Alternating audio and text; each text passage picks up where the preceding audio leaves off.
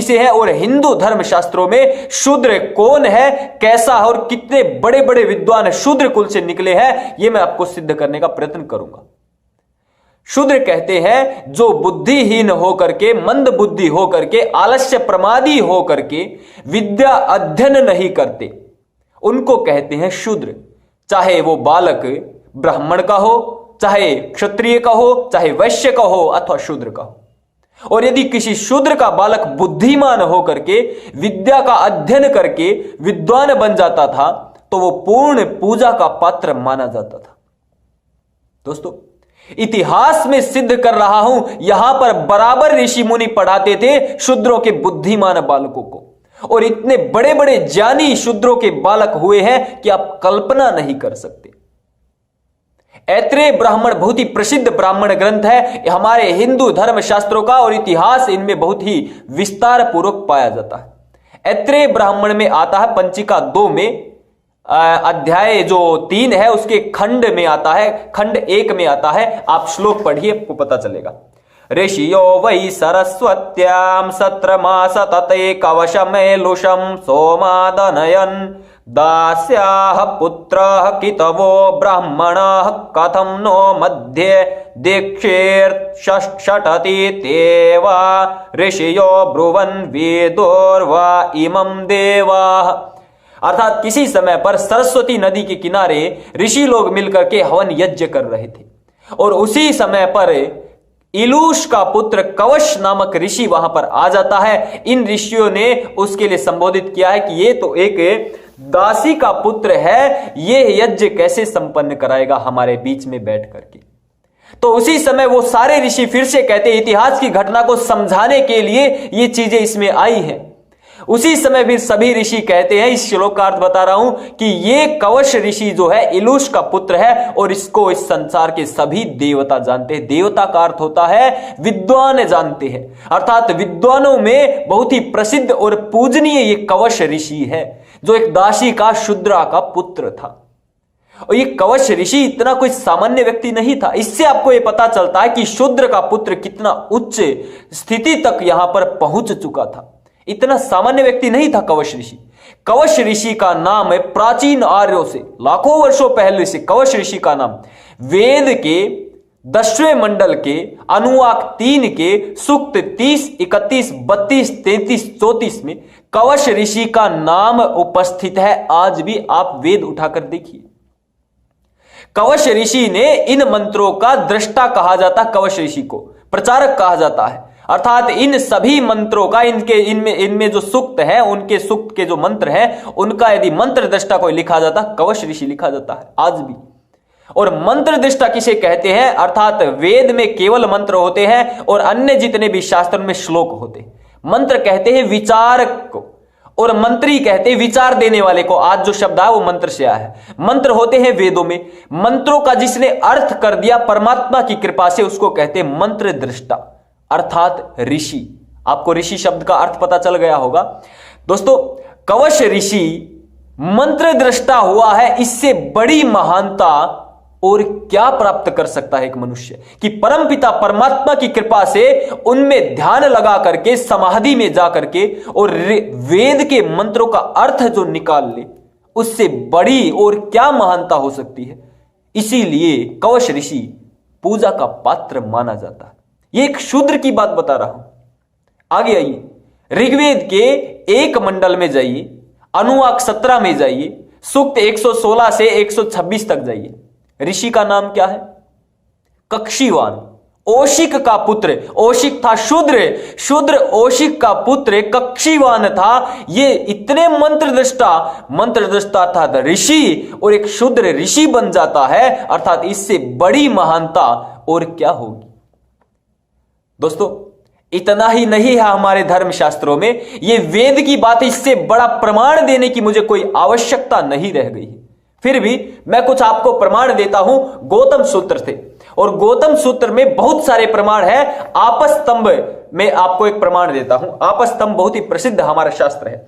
आपस्तंभ धर्म सूत्र है, उसमें आता है धर्मचर्याजवन्यो वर्णः पूर्वं वर्णमापद्यते जाति परिव्यतौ अधर्मं चर्या पूर्वो वर्णो जघन्यम जघन्यम वर्णमापद्यते जाति पारवृत्तो। आपस्तंभ धर्म सूत्र का यह श्लोक है। इसका अर्थ जानते हो क्या है? धर्माचरण करने से अर्थात धर्म का आचरण करने से एक शूद्र का पुत्र भी उच्च उच्च कुल में होता जाता है, और जैसी उसकी योग्यता होती है वो उसी कुल में गिना जाता है। अर्थात उच्च उच्च कुल में एक शूद्र का पुत्र अपने धर्माचरण के कारण चला जाता है, और यदि उसकी योग्यता ब्राह्मण की होती तो ब्राह्मण कुल में गिना जाएगा। आगे इसका अर्थ क्या है कि अधर्माचरण से अर्थात गलत आचरण करने से एक ब्राह्मण का पुत्र भी नीचे नीचे कर्मों में चला जाता है। ये यहां पर स्पष्ट रूप से आपस्तंभ धर्म सूत्र का आपको श्लोक दिया। इससे बड़ा कोई प्रमाण चाहिए? अर्थात शूद्र जन्म से नहीं कर्म से होता है। मैंने उदाहरण दिए इतिहास के, धर्म शास्त्रों के भी उदाहरण दिए हैं। मैं मानता हूं कौन व्यक्ति ऐसा होगा, कौन निर्लज्ज व्यक्ति ऐसा होगा जो पुनः झूठ का प्रचार करेगा कि हिंदू धर्म शास्त्रों में दबे कुचले शोषित वर्ग के लिए शूद्र शब्द का प्रयोग होता था। इतने ही से नहीं मानेंगे, बहुत बड़ा आपको एक और प्रमाण देने वाला हूं जिसको आप सुन करके गर्व महसूस करेंगे कि इस प्रकार की हमारी उच्च जो परंपरा रही है। दोस्तों, आपको एक बहुत ही बड़ी, मैं आपको आपस्तंभ का ही है प्रश्न एक आता है आपस्तंभ में, पटल 4 खंड 11 में आप पढ़ लेना, और खंड 11 का 11वां सूत्र है वो आप पढ़ लेना। उसमें आप जैसा भी है उसमें कहा गया है एक गृहस्थ व्यक्ति चाहे अपने आप भूखा मर जाए, अपनी भार्या अर्थात पत्नी को भूखा मार ले, बच्चों को भूखा मार ले, लेकिन अपने सेवक अर्थात एक शूद्र को कभी भी भूखा ना रहने दे, दीनहीन ना रहने दे, और उसकी उपेक्षा ना करे। कितनी बड़ी बात है। अपने परिवार को भूखा मार ले, किसी सेवक अर्थात शूद्र को कभी भूखा ना रहने दे।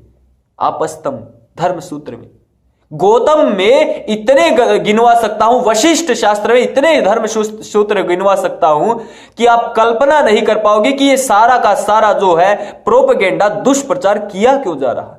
केवल इसीलिए कि तथा कथित आज जो जन्म से जातियां मानी गई है उसमें जो दीनहीन अवस्था में पहुंचा गई है, उन लोगों को बुद्ध बनाया जाए, मुस्लिम बनाया जाए, ईसाई बनाया जाए, हिंदू धर्म का आधार हिलाया जाए। यह षड्यंत्र रचा जा रहा, और हमारे से अच्छी व्यवस्था अन्य कहीं नहीं मिलने वाली। क्या उन मुस्लिमों में जाना पसंद करोगे जहां पर 308 जातियां मानी जाती हो, जहां पर 72 फिरके हैं, 74 फिरके हैं, पता ही नहीं कितने फिरके हैं। एशिया में रहने वाले मुस्लिमों को कुत्ते की तरह माना जाता है यूरोप के, अरब की कंट्रियों के मुस्लिमों के द्वारा। क्या उन ईसाइयों में जाना पसंद करोगे जहां बाप बेटी का संबंध ही अपवित्रता का सूचक बना दिया गया है, अश्लीलता परोसी गई है? बाइबल पढ़ के देख लीजिए, मैंने वीडियो निकाली है इस पर। दोस्तों, केवल हिंदू धर्म, सनातन वैदिक धर्म ही इस संसार को दिशा निर्देश दे सकता है, शांति और भाईचारे का पैगाम दे सकता है, सभी की उन्नति करवा सकता है, तो केवल और केवल सनातन वैदिक धर्म ही करवा सकता है। आज भी एक डॉक्टर अपने पुरुषार्थ से डॉक्टर बनता है, वो चद्दर नहीं बिछाएगा। चद्दर बिछाएगा एक डी ग्रेड की श्रेणी से सरकारी नौकरी में आया हुआ व्यक्ति, वो ऑपरेशन नहीं कर सकता, वो चद्दर बिछाएगा। उसको कहते सेवक, उसको कहते शूद्र। किसको कहेंगे आप समझ लीजिए। डॉक्टर को क्या कहेंगे? ब्राह्मण, यदि वो अच्छे तरीके से अपना काम करता है, और यदि गलत तरीके से काम करता है तो वो शूद्र नहीं कहलाएगा, इससे कई गुना ज्यादा नीचे गिर जाएगा, और उसको कहेंगे दस्यु अर्थात दुष्ट अर्थात राक्षस। फिर वो नहीं कहलाएगा ब्राह्मण, क्षत्रिय, वैश्य, शूद्र। चाहे वो डॉक्टर हो, चाहे वो कुछ भी हो, वो गलत रूप से कार्य करता है तो उसको कहेंगे दस्यु अर्थात दुष्ट। लेकिन अपनी विद्या अध्ययन करके अच्छा कार्य करता, उच्च श्रेणी में जाता, उसको कहते हैं ब्राह्मण। उससे नीचे क्षत्रिय, उससे नीचे वैश्य अर्थात व्यापार करते। ये नीचे ऊपर नहीं है, ये वर्ण है कार्यों के अनुसार बटे हुए, इनमें कोई ऊंचा कोई नीचा नहीं। हां, विद्या के मामले में ऊंचा नीचा है, जैसे एक डॉक्टर और एक सेवक, वो भी ऊंचे नीचे हैं विद्या के मामले में अपने अपने कार्यों से, लेकिन वैसे ऊंचे नीचे नहीं है कि किसी दीनहीन दलित शोषित वर्ग में ऊंचे नीचे हो, ऐसे ऊंचे नीचे नहीं। अपने कार्य में उन्नति की किसी ने और दूसरे ने उन्नति नहीं की, इसको कहते। आज भी हमारे वर्ण व्यवस्था को पूरे संसार ने लागू किया हुआ, लेकिन मानते नहीं है। मानते अपनी है लेकिन लागू हमारी की है, और आरोप भी हम पर ही लगाते हैं। इतना कोई गलत व्यक्ति है, इतनी कोई गलत विचारधारा और क्या होगी कि किसी से कुछ ले रहे हैं और उसी को गाली दे रहे हैं। दोस्तों, इतनी अच्छी परंपरा, शूद्र का अर्थ आप जान गए, शूद्र कौन होता है ये आप जान गए, और शूद्र के लिए एक ब्राह्मण का, एक क्षत्रिय का, एक वैश्य का क्या कर्तव्य होता है, अर्थात अपने परिवार को भी पीछे रखे, पहले सेवक अर्थात शूद्र की जो है भूखा ना रहने दे, उसको उसका पूरा जितना उसका बनता है वो देते रहे। ये सारे के सारे हिंदू धर्म शास्त्रों में मानता हूं। मेरे जितने भी भाई होंगे वो जानेंगे कि हमारे यहां जातियां जो आज तथाकथित बन गई हैं, ये कर्म के आधार पर होनी चाहिए, जन्म के आधार पर जाति नहीं होनी चाहिए। हमारे यहां पर एक शूद्र का पुत्र कालिदास ब्राह्मण बन जाता और विद्योत्तमा नाम की विदुषी से विवाह कर लेता है। कितना बड़ा उदाहरण, केवल 1500 वर्ष पहले राजा भोज के काल में। इससे बड़ा उदाहरण मैं नहीं मानता कोई अन्य होगा, आज से केवल 1500 वर्ष पहले, और स्वयंवर विवाह करता है विद्योत्तमा से शास्त्रार्थ करके।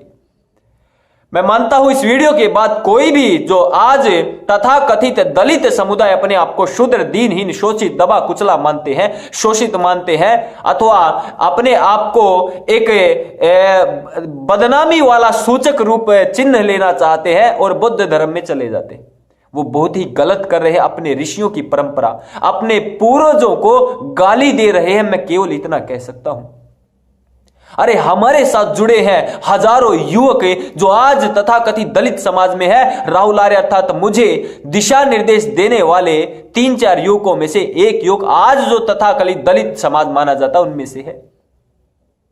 कई बार फेसबुक पर लाइव आया हूं, मैंने बताया, उनका परिचय दिया। मैं मानता हूं इस वीडियो के बाद हिंदू धर्म में इस प्रकार का भेदभाव समाप्त होगा और इस वीडियो को शेयर करने वालों की तादाद बहुत ज्यादा होगी। प्रत्येक व्यक्ति इस वीडियो को शेयर करेगा, हिंदुओं में पुनः एकता का भाव जागेगा और कोई भी हमारी एकता को नहीं तोड़ पाएगा, आर्यों की एकता को नहीं तोड़ पाएगा, श्रेष्ठों की एकता को नहीं तोड़ पाएगा, सनातन वैदिक धर्म को चुनौती नहीं दे पाएगा। इस वीडियो के बाद आपने मेरी वीडियो देखी, आपका बहुत बहुत आभार है। वीडियो को लाइक जरूर करें, वीडियो को शेयर जरूर करें, कमेंट जरूर करें। Channel thanks Bharat YouTube channel आपका अपना यूट्यूब चैनल है, इसको सब्सक्राइब करें और करावें। धन्यवाद। जय श्री राम, नमस्ते।